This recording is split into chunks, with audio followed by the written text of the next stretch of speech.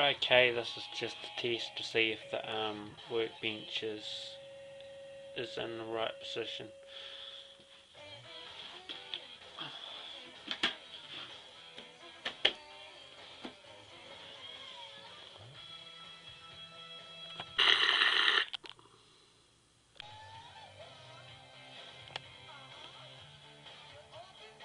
Alright, I've made a workbench out of my leftover speaker timber, and so I've got it sitting on the speakers, so it's a bit more stable.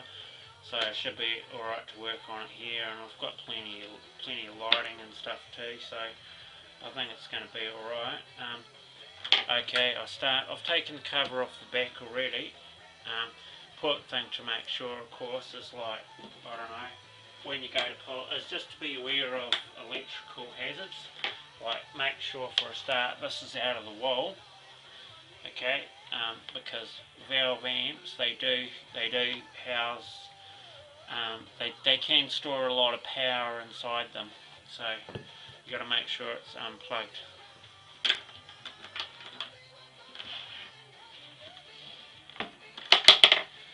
So anyhow, I've taken the back cover off, so this is ready just to come out and stuff. So I'm going to like be a bit more careful than I was before, and I'm just going to carefully lift this out. I don't want to put any pressure on the dials. That's basically for selecting speaker impedance, which is important for to know what the load to know what the ratings of your speakers are and impedance and ohms and stuff. So anyhow,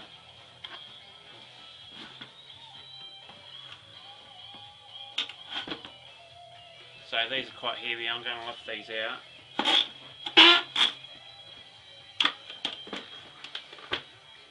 Okay, I'll put the case to the side for now.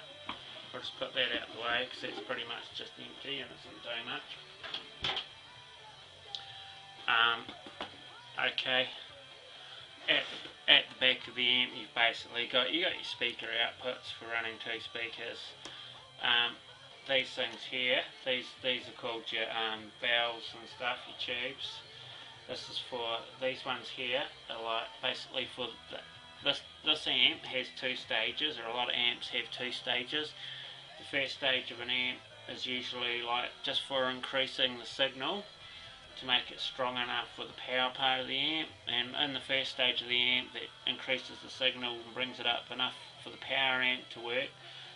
That's usually where your tone controls and all that kind of stuff are found, and usually the latter part is just mainly a power part that delivers that the sound that has been adjusted to the sound you want. It delivers that to the power part of the amp, which puts it out to the speakers. So basically what you got is you've got like valve amps, you'll find they'll have two transformers. They'll have one which is basically to supply electricity to everything, to the tubes and the other parts. Then they'll have another transformer which is for driving the speakers, and that's this one over here.